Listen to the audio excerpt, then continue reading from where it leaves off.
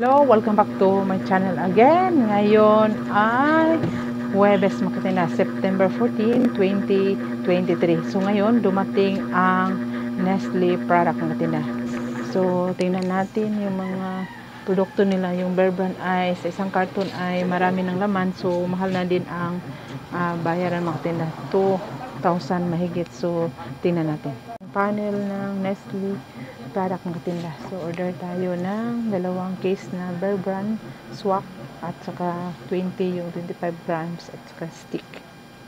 Yung order ko, 10 yung Nescafe stick at saka 20 itong 25 grams at saka dalawang case na Bear Brand na marami ng laman pero pareho pa rin ang presyo ng tinda para makatipid daw sila sa carton. So, ang bawat carton noon ay 1,300 mahigit. Ngayon ay 2,019 and 0.90 na ang boxes.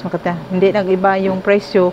Ganun pa rin. Dinamihan lang ang laman para makatipid sa lagayan. So, sabi pa ng ahente, yung noon, ang 5 box ay equivalent ng 10 box. So, ngayon, ang 10 box, so, equivalent na lang sa 5 box. So, nakatipid sila ng 5 carton sa paggawa nitong malakihan ng makatinda lagayan, pero medyo nagtaas ang presyo dahil marami na ang laman.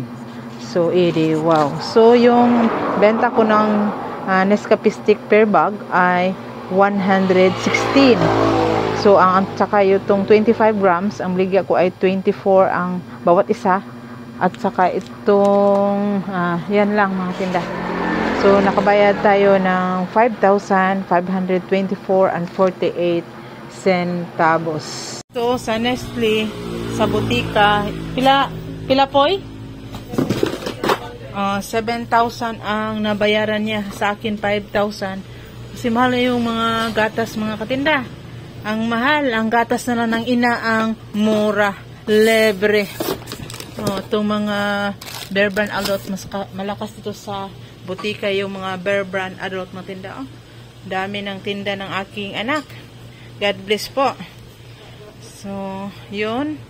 Kung may order sa aking tindahan, mas marami ang order niya mga tinda. Kasi mahalin yung mga gatas.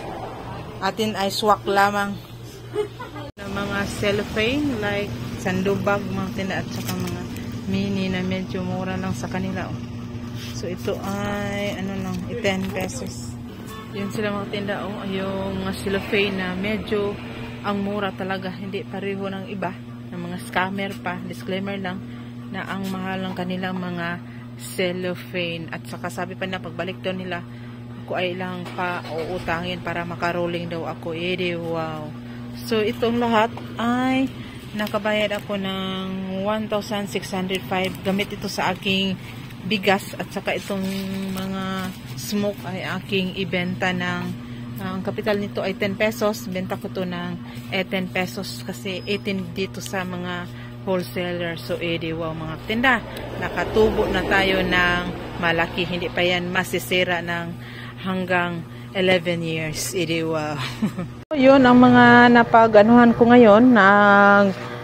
Bili ko sa mga ahente at saka bumili na rin ako ng Kim na sardines dito lang sa malapit namin na wholesaler. Isang case na ang halaga ay 1,860.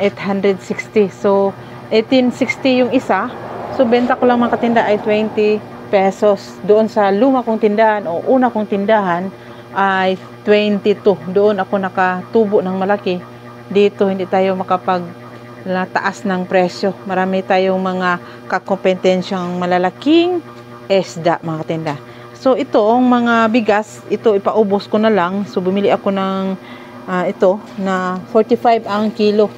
So, ito, nahirapan ako na pababa. So, malulugi tayo magtina. Kung kaya, ibaba na lang magtina. Hindi tayo mag-isip pa ng malaking halaga. Ang malaga na maibenta natin. Pagka maabutan tayo ng pagkasira.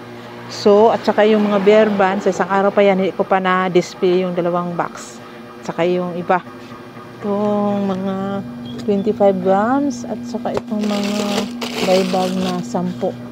So, yun lang muna ang aking masishare mga tinda sa araw na ito na malaga talaga na may ahente tayo. So, at saka kung may magpautang sa atin, siguraduhin nating makabayad tayo para hindi masisira ang ating credit card or reputation baga. Parang pagkatao din natin yan ang pinag-uusapan. So, yun lang muna ang aking masishare sa araw na ito. Sa mga nag-subscribe, salamat sa inyo ng walang katapusan. Positive lang tayo, bawal ang niga. Bye-bye!